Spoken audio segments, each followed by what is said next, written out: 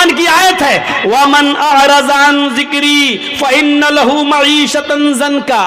आज हम दौड़ रहे हैं, 2 रोटी मिल जाए, और 2 रोटी के लिए हम क्या क्या कर रहे हैं। सोचिए, समंदर में एक विहील मछली है, विहील मछली समंदर में 40 टन गोश्त खाती है, एक दिन में 40 टन मछलियों को, 40 टन। आप सोचते जाइए, 40 किलो का एक मन होता है, हैं? और 100 किलो का 1 कुंटल होता है, 10 कुंटल का 1 टन होता है, 40 टन गोश्त खाती है। मेरा रब उस मछली को भी भूखा नहीं सोने देता है जो एक दिन में 40 टन गोश्त खाती है। आए 2 रोटी खाने वाले, आए 2 मुट्ठी चावल खाने वाले, तू इतना परेशान क्यों है?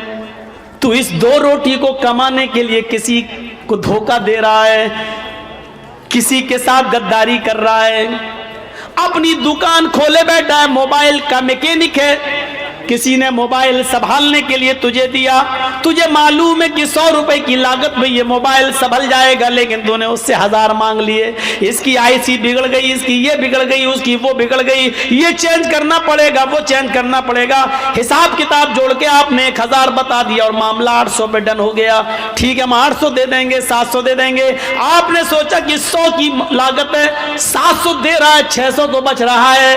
आपने 100 की जगह 1000 बताया, 100 की जगह 150 बताना आपका जायज था, 100 की जगह 200 बता देते आपके लिए जायज था, लेकिन 100 की जगह 1000 बताकर 700 पे अपने मामले को डन करना, यह है कुरान की उस आयत के मुताबिक कि या अय्युहल्लज़ीना आमनू ला ताकुलू अम्वालकुम बैनकुम बिल बातिल। ईमानो वालो, तुम आपस में एक दूसरे का माल नाजायज तरीके से मत खाओ। ये मुसलमान का ही माल नाजायज तरीके से खा रहा है, ये उसको गसब कर रहा है। मेरे भाइयों, 100 रुपए का मोबाइल 150 आप ले लो, 200 ले लो, आपने 700 रुपए जो लिए हैं ये आपके लिए हराम है। अल्लाह की कसम, अब आप जो खाना खाकर मस्जिद में जाओगे नमाज पढ़ने के लिए, आपकी नमाज कबूल नहीं होगी। जिसने हराम का 1 लुकमा खाया 40 दिन तक अल्लाह उसकी इबादत को कबूल नहीं करता। हम और आप सोचें, हमारी रिस्क की तंगी क्यों हो रही है? हम इतना कमा रहे हैं लेकिन पैसा हमारे पास रुक क्यों नहीं रहा है? बहुत से लोगों को शिकायत, मौलाना पैसा तो बहुत है, कमाता हूं मैं एक दिन में 50-50 हजार रुपए, लेकिन रुकता नहीं है मेरे पास, पता नहीं कहां चला जाता है, पता नहीं कहां चला जाता है। तेरे सवाल का जवाब दिया है कुरान ने। भाई हर आदमी को यही शिकायत है ना, पैसा तो आता है मौलाना, मेहनत तो करता हूँ, 500-600 हजार रुपए रोज कमाता हूँ, लेकिन यार जितना कमाता हूँ शाम तक कुछ नहीं बचता, मेरे हाथ में नहीं रहता है। कभी बेटा बीमार, कभी बेटी बीमार, कभी बाप बीमार, कभी अम्मा बीमार, कभी बीवी बीमार, या रुकता नहीं है। तेरे सवाल का जवाब मौलवी के पास नहीं, कुरान में मौजूद है। वमन अअरज़ अन ज़िक्री फ़इन्न लहू मईशतन ज़न्का।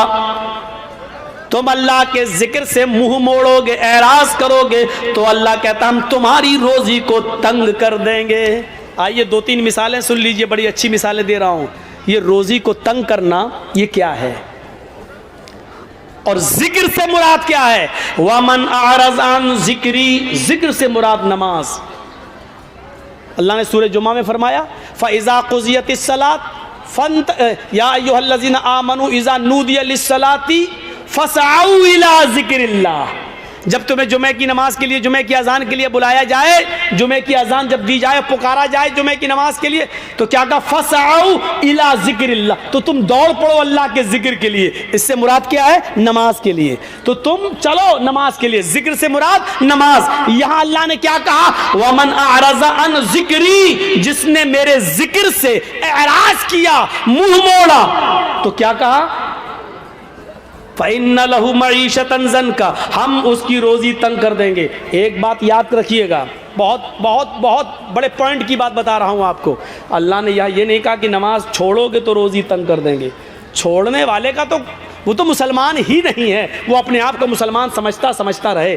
मेरे भाइयों, अल्लामा इब्न बाज ने फतवा दिया है, सऊदिया के सबसे बड़े मुफ्ती ने, कि अगर बेनमाजी मर जाए तो उसकी जनाजे की नमाज न पढ़ी जाए, उसको मुसलमानों के कब्रिस्तान में दफन न किया जाए। एक औरत ने अब्दुल्ला इब्ने बास सऊदिया के मुफ्ती से सवाल किया कि मेरा शौहर बेनमाजी है, उसको मैं 2 साल से समझा रही हूं लेकिन वो फिर भी नमाज नहीं पढ़ता है, तो क्या मेरा अपने शौहर के साथ रहना जरूरी है? फरमाया बिल्कुल नहीं, 1 सेकंड में तुम अपने शौहर से अलग हो जाओ। उसने फिर पूछा कि मेरा शौहर मुझे तलाक नहीं दे रहा है, मैं क्या करूं? अब्दुल्ला इब्ने बाज ने फतवा दिया तलाक की जरूरत ही नहीं है, क्योंकि तेरा शौहर 2 साल से नमाज नहीं पढ़ रहा है। जब वो मोमिन ही नहीं है, तू मोमिन है। मोमिन औरत किसी काफिर के साथ रह नहीं सकती है, वो तलाक नहीं दे रहा है, मत देने दे। ये निकाह अपने आप ऑटोमेटिक फिस्क हो जाता है। लिहाजा तू एक इद्दत हैज का गुजार, एक पीरियड गुजार, यानी 1 महीना तुझे आएगा, बस 1 पीरियड गुजारने के बाद तू अपना दूसरा निकाह कर ले किसी मोमिन से। तलाक की जरूरत ही नहीं है, क्योंकि वो तेरा शौहर ही नहीं है। मेरे प्यारे साथियों, गौर करो अल्लाह ने यहां क्या कहा है, नुक्ता याद रखिएगा, नुक्ता। हद कर दिया आप लोगों ने। चलिए करिए जो कुछ कहना है। एक तो बच्चा हेरा गया, मेरा मेहमान है बच्चा। चलिए कहिए जो कुछ कहना, वो माइक रखा वो बोलिए ना। बच्चा हेरा गया, पैदा करना जानते हैं, बस तरबियत है ही नहीं। घर में घुसो, 5 बच्चे, किसी के 6 बच्चे, हर जलसे में बच्चा हिराता है। एक तो बच्चा हर जलसे में एक तो बच्चा हारिए गেছে, মেয়েটার নাম হলো শহর বানু, ওর বাড়ি হলো বাটা। ও আমার বাড়িতে, অর্থাৎ মেম্বারের বাড়িতে ও কুটুম আসছে। যদি আপনারা কেউ পেয়ে থাকেন আমার ঠিকানায় বাচ্চাটাকে দিয়ে যাবেন। বাচ্চাটার নাম হচ্ছে শহর বানু। আসসালামু আলাইকুম। इसकी माँ को सलाम करना चाहिए। यानी कितनी व्यस्त है चूड़ी और साड़ी दिखाने में कि बच्चे की फिक्र ही नहीं है। मुसलमानों के पास रह गया, पैदा करो, छोड़ दो आवारा साड़ की तरह गाय, तो बस पैदा कर रहे हो तो कम से कम तरबियत भी होनी चाहिए यार। हर जलसे में सुनता हूँ एक बच्चा खो गया, कभी तो बच्ची रोती हुई आती है, कभी तो लगता है इसका बाप नहीं मिलेगा, हम ही को लेके जाना पड़ेगा। अजीब सा लगता है। तो नमाज छोड़ना तो अलग चीज है, उसके बारे में हम नहीं कह रहे हैं। वमन आरज़ान जिक्री, जिसने मेरे जिक्र से एराज किया। ये एराज क्या होता है सुनिए, दिल चाहता कि आज तुम्हें बताऊं, सुनो एराज क्या होता है। जिसने मेरे जिक्र से यानी मेरी नमाज से एराज किया, फ़इन्न लहू मईशतन ज़नका, हम उसकी रोजी तंग कर देंगे। वनहशुरुहु यौमल क़यामति अमा, और क़यामत के दिन उसको अंधा उठाएंगे। उसकी आंखें नहीं होंगी, आंखें होंगी लेकिन देख नहीं सकता, अंधा उठेगा। कौन? नमाज छोड़ने वाला नहीं, नमाज से एराज करने वाला। एराज करना क्या हुआ, एक मिसाल तो यही मिल गई। ये एराज करना है, जैसे एक औरत का बच्चा खो गया और अम्मा को फिक्र ही नहीं बच्चे की, वो अपनी चूड़ी में लगी हुई है, वो अपनी चप्पल दिखा रही है, कितने की, ये तेरी बिंदी कितने की, ये साड़ी कितने की। इसको कहा जाता है कि इसने अपने बच्चे से एराज किया है। ये है, यानी बच्चे को फेंका नहीं है, हटाया नहीं है, छोड़ा नहीं है, लेकिन बच्चे की फिक्र नहीं है। ये क्या हुआ, एराज करना। मसलन एक बच्चा, दूध पीता बच्चा बिस्तर पे रो रहा है, मां को मालूम है कि भूखा है, लेकिन उठाकर अपने बच्चे को अपनी पिस्तान से लगा के दूध नहीं पिला रही है, बल्कि वो टीवी देख रही है। वो रो रहा है, ये सीरियल निकल जाएगा थोड़ा, वो रो रही। इसको कहते हैं कि इसने अपने बच्चे से एराज किया है। देखो बच्चे को छोड़ नहीं रही है, फेंक नहीं रही है। इसी तरीके से नमाज से एराज करना क्या है, नमाज को आदमी इनकार नहीं कर रहा है कि नमाज नहीं पढ़ना चाहिए, पढ़ता है, लेकिन अजान हो रही है मस्जिद की तरफ नहीं आ रहा है, अजान हो रही है कैरम बोर्ड खेल रहा है, अजान हो रही है मैच देख रहा है, अजान हो रही है टीवी में मसरूफ है। एक आदमी के घर में आग लग गई है, उसका घर जल रहा है, लेकिन वो आगे क्रिकेट खेल रहा है, क्रिकेट खेल रहा है। अब घर जल जाए, जबकि उसको फिक्र होनी चाहिए दूसरे घर की, इंतजाम करने की, आग बुझाने की, लेकिन वो ना आग बुझा रहा है ना आ रहा है, बल्कि मैच खेलने में मसरूफ है या किसी और काम में मसरूफ है। तो इसको क्या कहेंगे, इसने अपने घर से एराज किया है। मान लीजिए जर्जी साहब की बीवी एडमिट हो जाए, डिलीवरी हो रही हो, डॉक्टर कहे माँ या बच्चे में से किसी एक को बचाया जा सकता है, जर्जी साहब भाटोल में स्पीच दे रहे हैं, ठीक है डॉक्टर साहब जो होगा होगा, वो तो तकदीर में, मरना होगा मरेगी, जिंदा होगी, और हम जलसा करने में लगे हैं, दूसरों को लगा दिया। ये हुआ बीवी से एराज करना। अरे जलसे बाद में हो जाएंगे, पहले तुम इंसानियत निभाओ वहां जाकर। तो एराज समझ गए ना? बच्चे को दूध की जरूरत है, मां रो रहा है और मां देख रही है, कभी सास भी कभी बहू थी, नाटक। तो क्या कहा जाएगा कि ये बच्चे से एराज कर रही है। कुरान ने यही कहा, वमन अरज़ अन ज़िक्री फ़इन्न लहू मईशतन ज़न्का, जो भी अपने मेरे जिक्र से एराज करेगा, नमाज से एराज करेगा, हम उसकी रोजी को तंग कर देंगे। वो आदमी कमाएगा लेकिन उसकी कमाई उसके पास रुकेगी नहीं। आज जिनके घरों में पैसा रुकता नहीं, आता तो बहुत है लेकिन रुकता नहीं, कभी बच्चा बीमार, कभी बीवी बीमार, कभी बेटी बीमार, कभी इसमें खर्च कभी उसमें खर्च, वो अपने गरीबानों में झांके। ऐसा तो नहीं कि नमाज के वक्त वो चाय की होटलों में बैठे हों, नमाज के वक्त कैरम बोर्ड खेल रहे हों, नमाज के वक्त खेत जोत रहे हों, नमाज के वक्त मस्जिद के बजाय वो किसी और काम में लगे हुए हों, क्योंकि कुरान ने कहा है जो नमाज से एराज करेगा वो हम उसकी रोजी को तंग कर देंगे। ये रोजी तंग, ये तो दुनिया में होगा, रोजी तंग दुनिया में होगी, और आखिरत में इसकी सजा क्या होगी? वनहशुरुहु यौमल क़यामति आमा, और क़यामत के दिन हम उसको अंधा उठाएंगे। वो कहेगा अल्लाह दुनिया में तो मैं बीना था, देखता था, लेकिन आखिरत में तूने मुझे अंधा क्यों कर दिया, आखिरत में तूने मुझे अंधा क्यों उठाया। वो ये बात कहेगा, इस बात का ऐलान करेगा।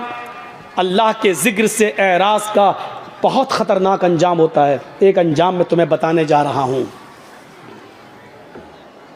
लोनी का नाम सुना है? गाज़ियाबाद से दिल्ली जब आप जाएंगे तो बाई रोड बस के ज़रिए, तो बीच में एक जगह पड़ेगी लोनी। लोनी में सन 1995 का वाक़या है। सुनिएगा ज़रा, जिसको जाना हो चला जाए, कोई आज मैं रोकूंगा नहीं, लेकिन इतनी गुजारिश है कि इस वाक़े को सुन के जाए। छोटा सा है, दो सगे भाइयों की शादी होना थी। लोनी मुसलमानों का एक बहुत अच्छा इलाका था, उसमें मुसलमानों की तादाद बहुत अच्छी खासी है, और उसके कुछ लोग दिल्ली में भी बड़ी बड़ी कोठियाँ और फ्लैट बनाकर रह रहे हैं, और लोनी में भी बहुत बड़ी बड़ी अमीर पैसे वाले लोग मुसलमानों में, उनकी कोठियाँ बनी हुई हैं। सन 95 की बात बता रहा हूँ मैं, कि दो सगे भाइयों की शादी होनी थी, और जिस गांव में उनकी बारात जानी थी उस गांव में दो लड़कियां उसी गांव की थी। घर अलग अलग था लेकिन गांव एक ही था। इन दोनों लड़कों ने कहा, इन दोनों सगे भाइयों ने, चलिए कल हमारी बारात जाएगी, क्यों ना आज की रात हम नाच गाने में गुजारें। इन लोगों ने, इन दोनों भाइयों ने सन 1995 के अंदर दिल्ली के मशहूर जगह जो रेड लाइट एरिया कहलाता है, जहां तवाइफें रहती हैं, गाड़ी बुक करके 8-10 तवाइफों को बुलाया। 8-10 तवाइफें जब इस घर में आती हैं लोनी में, और फिर नाच और गाना चलता है। लड़के के यार दोस्त, लड़कों के यार दोस्त भी आए हुए हैं, और पूरी रात नाच चलता है, पूरी रात गाना चलता है। तो वो रात भर नाच चला। सुनो, बड़ा जबरदस्त वाकया। रात भर नाच चला, रात भर गाना चला, और इतनी रात चला कि पूरी सुबह सादिक हो गई और मुअज्जिन ने अजान की आवाज दे दी। अल्लाहु अकबर, अल्लाहु अकबर। तवाइफों के अंदर इतना एहतराम था कि जैसी अजान की आवाज आने लगती है, मस्जिद के अंदर से तवाइफों ने नाच और गाना छोड़ दिया, वो रुक गई। लेकिन इन दोनों लड़कों ने, जिनके सर पर आज सेहरा बंधेगा। इन दोनों लड़कों ने उन तवाइफों से पूछा, ये पायलों की छनकार क्यों रुक गई है, ये नाच न क्यों बंद हो गया है। उन तवाइफों ने कहा, नौशे मियाँ अजान हो रही है, हम लोग भी मुसलमान हैं, अगरचे गलते काम करते हैं, लेकिन इतना तो जानती हूं कि अजान का एहतराम होना चाहिए।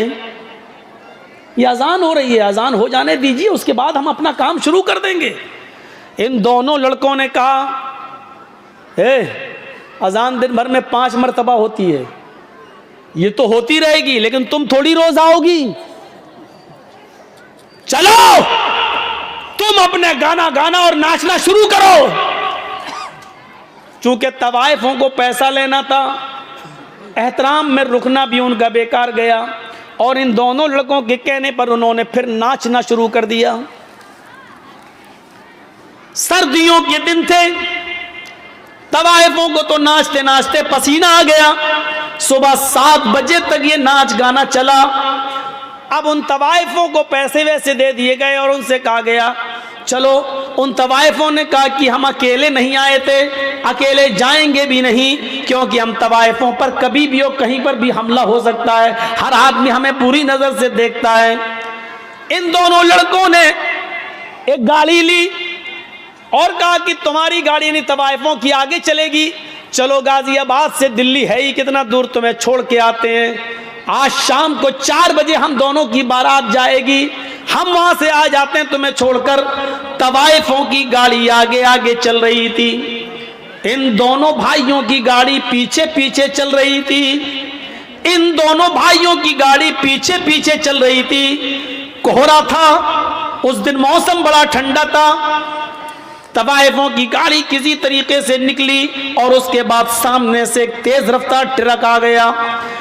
कोहरे की वजह से पहचान नहीं हुई और इन दोनों भाइयों की गाड़ी उस ट्रक से टकरा जाती है, और ये टक्कर इतनी जोर से होती है कि गाड़ी कई बार जंपिंग खाते हुए खेत के अंदर, खलियान के अंदर जाती है।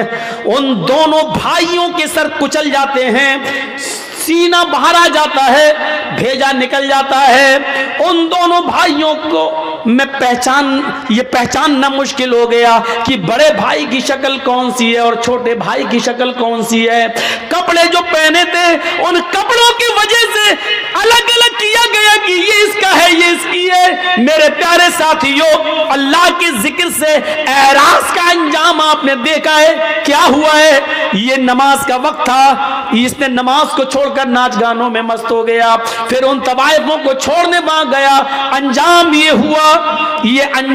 हुआ कि मेरे भाइयों, अभी शाम को 5-6-10 घंटे के बाद इन दोनों के सरों पर सेहरा बंधना था और ससुराल से मिलने वाले कपड़े इनको पहनना थे। लेकिन अब इनके सरों पर सेहरा नहीं, ससुराल से दिए हुए कपड़े नहीं, अब इनके जिस्मों पर कफन पहनाया जा रहा है। गौर कीजिए, थोड़ी देर में कितनी हैसियत बदल जाती है। अभी कुछ देर के बाद इनको ससुराल की तरफ से मिलने वाले कपड़े पहनना थे, लेकिन अब इनको सफेद रंग का कफन पहनाया जा रहा है। अभी कुछ देर के बाद अभी इनको ससुराल की तरफ बारात लेके निकलना था, लेकिन अब ये बारात लेकर नहीं बल्कि कब्रिस्तान की तरफ निकलने वाले। अभी इनका सफर एक लड़की के गांव में होने वाला था, अब इनका सफर कब्रिस्तान की तरफ हो गया है। गौर कीजिए, अल्लाह के जिक्र से एराज का नतीजा क्या निकलता है। मेरे भाइयों, अभी इनको ससुराल जाना था, लेकिन कब्रिस्तान पहुंचाया जा रहा है, कपड़े पहनना थे, कफन पहनाया जा रहा है। जिस मौलवी को अभी इनको ससुराल में बारात की जगह पर बैठकर या अय्युहल्लज़ीना आमनू तक़ुल्लाह हक़्क़ तुक़ातिह कुरान की आयतें पढ़कर इनका निकाह कराना था, आज उस मौलवी को अल्लाहुम्मा अग़फ़िर लिहय्यिना व मय्यतिना व शाहिदिना व गायबिना व सग़ीरिना व कबीरिना पढ़ना पड़ रहा है। अल्लाह के जिक्र से एराज का नतीजा ये निकलता है। मेरे भाइयों, इसी को कुरान कहता है, वमन अरज़ान ज़िक्री फ़इन्ना लहू मईशतन ज़न्का। अगर तुम अल्लाह के जिक्र से एराज करोगे, मुंह फेरोगे। इन दोनों बच्चों ने नमाज का इनकार नहीं किया था, नहीं नमाज नहीं पढ़ना चाहिए, नहीं। सिर्फ मुंह मोड़ा था। चलो, अरे अजान तो होती रहती है, वो अपना काम कर रहा है, तुम अपना काम करो। इनको अजान के बाद नमाज पढ़ने जाना चाहिए था, नहीं गए। ये तवाइफों का नाच देखते रहे। यही है एराज। जैसे दूध पिलाने वाली माँ अपने दूध पीते बच्चे को छोड़कर टीवी देखने लगे तो कहते ये बच्चे को से मुंह मोड़ रही है, बच्चे से एराज कर रही है। यही है नमाज से एराज करने का नतीजा। मेरे भाइयों, नमाज वो बिल्कुल छोड़ता हो वो मुसलमान ही कहाँ है। लेकिन ये नमाज छोड़ते नहीं थे, पढ़ लेते थे, लेकिन अजान के वक्त नहीं, अव्वल वक्त नहीं, अजान के वक्त किसी और काम में लगे हुए हैं। यानी नमाज से ज्यादा अहमियत किसी और चीज को देना। मेरे भाइयों, ये एराज करना है, ये एराज करना है। आप या बिना मतलब के बैठे हैं, कुछ नहीं, आप तकरीर सुन रहे हैं, जर्जीस को सुन रहे हैं, आपको ना पेशाब लग रहा है न कोई परेशानी है, लेकिन आपको सिर्फ चाय की लौक लग रही है या बीड़ी की आपको लौक लग रही है, आप उठकर वहां चले गए और बीड़ी पीना चाहते हैं। इसको कहा जाता है तकरीर से एराज, इसको कहा जाता है कुरान और हदीस से एराज। इसको छोड़कर उसको अहमियत दे रहे हैं। इसको कहा जाता है पीठ दिखाना, इसको कहा जाता है मुंह मोड़ना। तो यही उन लोगों ने किया था। आप तकरीर सुनने आए हैं, मुंह नहीं मोड़ रहे हैं, लेकिन बीड़ी की लौक लग रही है, पीछे चले गए, बीड़ी पीने लगे। आप आए तो थे सुनने, लेकिन बीड़ी की लौक ने आपको तकरीर नहीं पीछे ले गया। इसका मतलब यह है कि आपकी नजर में बीड़ी की अहमियत ज्यादा है, कुरान और हदीस की कम है। इसीलिए इसी तरह मेरे भाइयों, अजान हो रही है और आप खेत जोत रहे हैं, अजान हो रही है और आप कपड़ा सिल रहे हैं, अजान हो रही है आप कैरम बोर्ड खेल रहे हैं, अजान हो रही है आप इंडिया पाकिस्तान इंडिया ऑस्ट्रेलिया का मैच देख रहे हैं और जमात जा रही है। इसी को कहते हैं नमाज से मुंह मोड़ना, इसी को कहते हैं नमाज से एराज करना। और वमन अअरज़ अन ज़िक्री फ़इन्न लहू मईशतन ज़न्का, अगर तुम हमारे जिक्र से, हमारी नमाज से मुंह मोड़ोगे, एराज करोगे, तो हम तुम्हें तुम्हारी रोजी को तंग कर देंगे। और रोजी के साथ साथ अल्लाह ने जिंदगी को तंग कर दिया। देख लीजिए उन दो नौजवानों का हश्र क्या हुआ। ये किसी के साथ भी हो सकता है, हमारे और आपके साथ भी हो सकता है। मेरे भाइयों, आप कितने भी अच्छे काम कर लें, लेकिन इतना याद रखिएगा, आखिरी वक्त में काम अच्छा होना चाहिए। आखिरी वक्त में काम अच्छा होना चाहिए। क्या आपको मालूम नहीं? बुखारी शरीफ की उस हदीस को देखिए। एक सहाबी ओहद के मैदान में लड़ रहे हैं, सबसे पहले तीर उन्होंने काफिर पे चलाया, सबसे ज्यादा बहादुरी उसी ने दिखाई।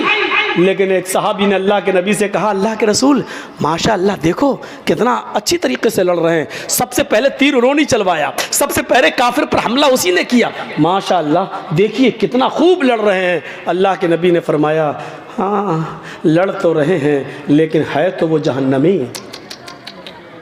बुखारी शरीफ की हदीस के सफ़े को देखिए आप। किसके बारे में कह रहे हैं?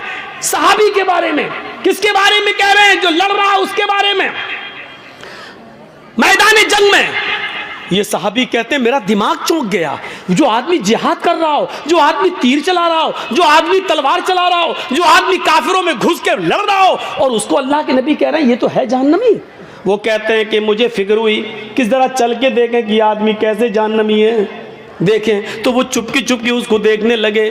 वो आदमी लड़ते लड़ते कई लोगों को मारता है, लेकिन इसके भी जख्म हो जाते हैं। तीर इसको भी लगा, तलवार इसको भी लगी, ये भी जख्मों से चूर होकर गिर पड़ा एक जगह, और इतने जख्म हो गए, इतनी जगह इस पर तलवारें मारी गईं कि ये तड़पने लगे सहाबी।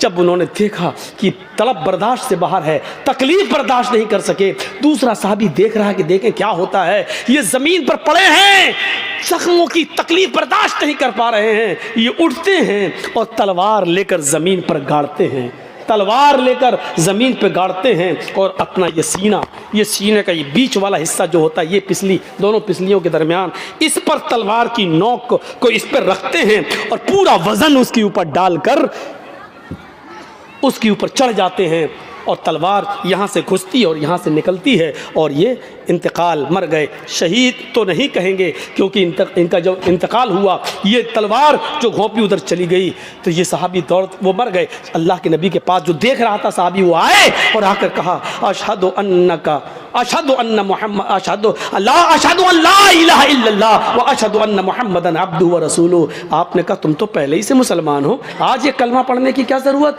कहा अल्लाह के रसूल अभी कुछ देर पहले मैंने आपसे कहा था एक सहाबी लड़ रहे हैं, कितने बहादुर हैं। आपने कहा हाँ है तो वो जहन्नमी, आज मैंने अपनी आंखों से देखा। आपने कहा क्या हुआ उसका? कहा अल्लाह के रसूल बड़ी बहादुरी से लड़ा, लेकिन आखिरी वक्त सब्र नहीं कर सका, तकलीफें बर्दाश्त नहीं कर सका, उसने अपनी मौत में जल्दी कर ली। उसने तलवार जमीन पे गाड़ के अपना सीना जमीन पर रख के उस पर बोझ वजन रख दिया और इंतकाल हो गया उनका। आपने फरमाया मेरे साहबी, आपने फरमाया हाँ एक इंसान जिंदगी भर अच्छे अमल करता है, पूरी जिंदगी नेक अमल करता है, यहाँ तक कि उसके और उसके जन्नत के बीच में सिर्फ एक बालिश का फासला रह जाता है।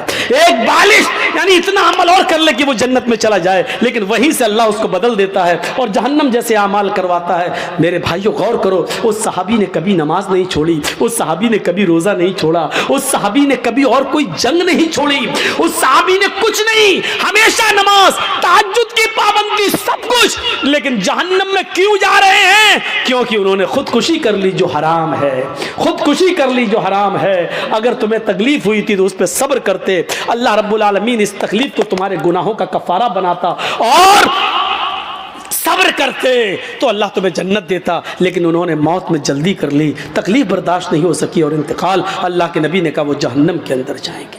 अंदाज़ा लगाइए आप, हम और आप चाहे कितने जल्द से सुन लें, चाहे कितनी नमाजें पढ़ लें, लेकिन अगर हमारा इंतकाल के वक्त, आखिरी उम्र में आखिरी वक्त अगर हमारा इंतकाल सही रास्ते पर और सही अमल पर नहीं हुआ, और आखिरी वक्त किसका कब आ जाए कुछ नहीं कहा जा सकता।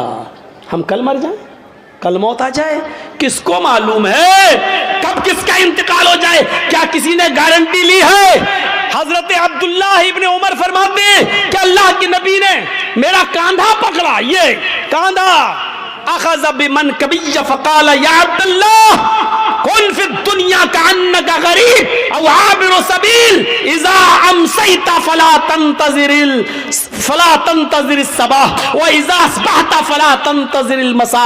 आए अब्दुल्लाह, इस दुनिया में मुसाफिर की तरह रहो। जब बिस्तर पे सोने जाओ, जब रात में बिस्तर पे सोने जाओ तो सुबह ये मत सोचना कि हम जिंदा उठेंगे, और जब सुबह उठो तो ये मत सोचना कि शाम को तुम जिंदा रहोगे, और शाम का इंतजार करो, पता नहीं सुबह या शाम तक तुम मुर्दों में लिख के जाओ या जिंदों में लिख के जाओ, क्या मालूम। जब शाम हो जाए तो सुबह का इंतजार मत करना, पता नहीं सुबह तुम मुर्दों में लिखे जाओ या जिंदों में। जब सुबह हो जाए तो शाम का इंतजार मत करना, पता नहीं शाम तक तुम मुर्दों में लिखे जाओ या जिंदों में लिखे जाओ। कभी ऐसा मत करना, बस नेक अमल में आगे बढ़ो। इसीलिए दुआ की जाती है कि अल्लाह जब तक तू हमें जिंदा रख, इस्लाम पे रखना। नहीं, इसके बाद भी कही जाती है क्या? अरे अल्लाह जब तक तू हमें जिंदा रख, इस्लाम पे रखना, और जब हमारा खात्मा हो तो ईमान पर हमारा खात्मा फरमाना। सिर्फ ये दुआ मत करना अल्लाह जब तक मैं जिंदा रहूं इस्लाम पे रखना, नहीं, ये दुआ भी शामिल करना कि अल्लाह जब मेरा इंतकाल हो, मेरा खात्मा हो, तो उस वक्त भी हम मोमिन रहें। क्योंकि देखिए सहाबी का खात्मा ईमान पर नहीं हो पाया, जिंदगी भर इस्लाम पे तो रहे, लेकिन आखिरी वक्त में मेरे भाइयों देख लीजिए कि उन्होंने खुदकुशी कर ली। आखिरी वक्त में खुदकुशी करने वाले की नमाज जनाजा जायज नहीं है, खुदकुशी करने वाले को मुसलमानों के कब्रिस्तान में दफन करना जायज नहीं है। कितने लोग खुदकुशी कर लेते हैं, कितने लोग। मेरे भाइयों इन चीजों को देखो, अल्लाह के नबी सल्लल्लाहु अलैहि वसल्लम ने तो एक और निशानी बताई थी, और क्या कहा था? युस्बिहुर रजुलु मुमिनन व युमसी काफिरन व युमसी मुमिनन व युस्बिहु काफिरन यबीउ दीनहु बिइरज़िम मिनद दुनिया। लोगों, कयामत के आने से पहले तुम एक निशानी देख लेना, ये तुम अपने सोसाइटी में देख लेना, और देख लो अपने यहाँ झांक कर देख लो ये हो रहा कि नहीं। एक मुसलमान युस्बिहुर रजुलु मोमिनन, सुबह उठेगा तो मोमिन होगा, लेकिन शाम होते होते काफिर हो जाएगा।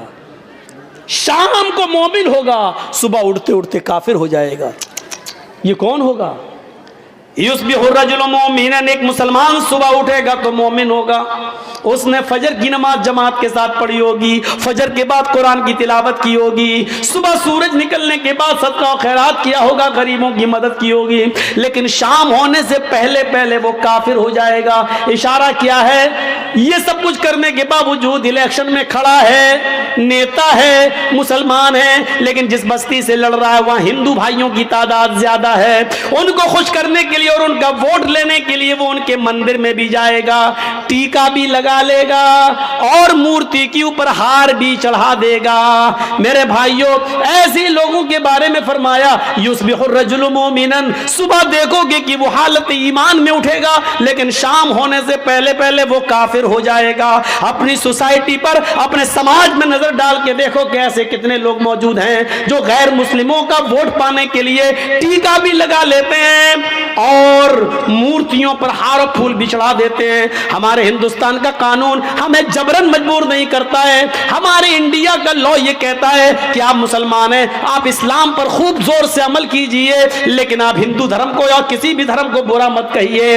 जो आदमी हिंदू है वो अपने धर्म पर खूब कायम रहे, मजबूत रहे, लेकिन वो इस्लाम को बुरा न कहे। ये हमारे भारत का संविधान है, कानून है। किसी हिंदू को जबरदस्ती मस्जिद में लाने को गवारा नहीं करता है, तो किसी मुसलमान को भी जबरदस्ती मंदिर में जाना गवारा नहीं करता है। मुसलमान अपने मजहब पर अमल करें, हिंदू अपने धर्म पर अमल करें। मेरे भाइयों, जब एक बाग के अंदर आम और सेब एक जगह हो सकते हैं, तो क्या एक मुल्क के अंदर हिंदू और मुसलमान एक जगह नहीं हो सकते हैं? जब आम और सेब को किसी से दुश्मनी नहीं हो सकती है, तो हिंदू को मुसलमान से और मुसलमान को एक हिंदू से क्या दुश्मनी होनी चाहिए? अब आप सोचिए और समझिए कि आज हमारे समाज में क्या हो रहा है, हम किस तरफ जा रहे हैं, हमारा इस्लाम के साथ उठना बैठना कैसे होना चाहिए। मैंने आज अमला बारी के प्रोग्राम में मैंने मिसाल दी थी। आप क्या समझते हैं? ये बिजली का खंभा है मान लो, और आम के पेड़ लगा हुआ है आपके बगल में, और हवा चली, 2-4 पत्ते टूटे और आम के पेड़ पे चिपक गए, ये बिजली के खंभे पे चिपक गए। तो आप क्या समझे? ये बिजली का खंभा जिस पे आम के 10 पत्ते चिपक गए, तो क्या ये बिजली का खंभा आम का पेड़ हो जाएगा? आप मुझे, ये आम का पेड़ है, चलो मान लो ये बिजली का खंभा है, एक मिसाल, और ये आम का पेड़ लगा है, और हवा चली, आम के पत्ते टूटते हैं और बिजली के खंभे पे चिपक जाते हैं। 10, 15, 20 पत्ते टूटे और पेड़ पे चिपक गए, खंभे पे चिपक गए। तो देखने वाला कह रहे हैं बिजली के खंभे पे आम के पत्ते, तो क्या वो बिजली के खंभे को आम का पेड़ कहना शुरू कर देगा? और जो बिजली के खंभे को आम का पेड़ कहे वो बेवकूफ है कि नहीं? क्यों? अरे चंद पत्ते टूटकर उस पर चिपक गए तो बिजली का खंभा आम का पेड़ कैसे हो सकता है? तो यही तो मैं आपसे पूछ रहा हूं। चंद नमाजें पढ़ ली, चंद रोजे रख लिए, तो आप पक्के मुसलमान कैसे हो सकते हैं? जब आम के चंद पत्ते बिजली के खंभे को आम का पेड़ नहीं बना सकते, तो आपकी 2-4 नमाजें और 2-4 अच्छे काम और 2-4 रोजे आपको मुसलमान बना देंगे? वाह साहब, कितना आसान है।